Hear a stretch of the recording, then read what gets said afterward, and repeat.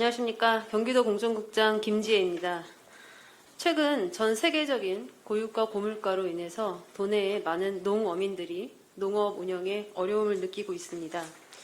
이에 경기도에서는 농어민들이 부담을 덜어주기 위해 면세유 구입 지원 등 여러 지원 정책을 추진하고 있습니다. 그런데 이 면세유 정책이 정말로 이 농어민들의 부담을 덜어주는데 제대로 활용되고 있는지 알아보기 위해서 경기도에서 9월 17일부터 30일까지 2주간 공정거래 지킴이를 통해서 도내 면세유 판매 주유소 164개를 대상으로 조사한 내용을 발표하고자 합니다. 면세유는 조세특례 제한법에 따라서 농어민에게 저렴한 가격으로 유류를 공급하기 위한 제도입니다.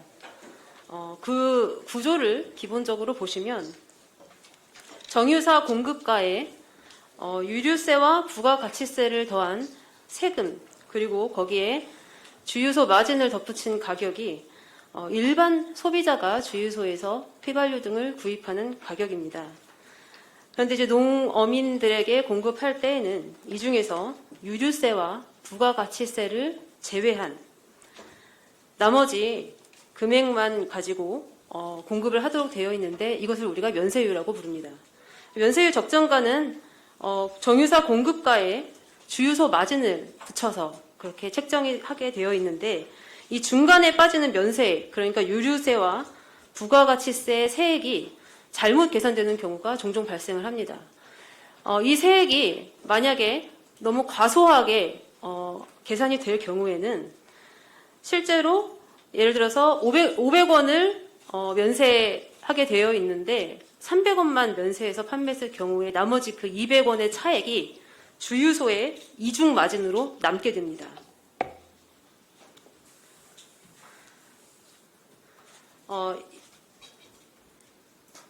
그래서 이런 그 유류 판매 가격 및 이중 마진 현황에 대해서 저희가 조사를 해봤는데 윗단에 있는 그래픽은 저희가 직접 조사한 결과를 그래픽으로 나타낸 것입니다.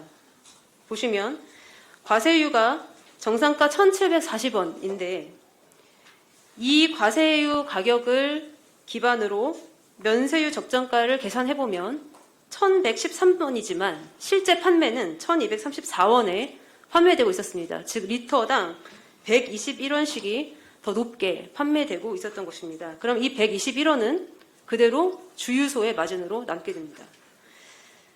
아랫단에 있는 그래픽은 한국석유공사가 운영하고 있는 오피넷이라는 사이트에 주유소에서 직접 신고한 가격을 기반으로 형성된 가격을 그래픽으로 나타낸 것입니다. 역시 100리터당 122.74원 휘발유의 경우 더 많은 가격을 받고 있는 것으로 조사가 되었습니다. 이 경우는 지금 저희가 직접 조사한 것보다도 좀 오피넷에 드러낸 이중마진이 더 오히려 높은 경우에 해당이 되는데 이것으로 추정해 볼 수 있는 두 가지 사실이 있습니다. 첫 번째는 오피넷에 버젓이 이중마진이 포함된 가격이 올라가고 있어도 그 어떤 누구도 이거에 대해서 점검하지 않고 있다는 것 하나와 두 번째는 그렇다 보니까 주유소 사장님들도 이렇게 이중마진을 취하는 것이 부당한 것이고 잘못된 것이라는 사실을 아예 인지하지 못하고 있을 가능성이 매우 높다는 것입니다.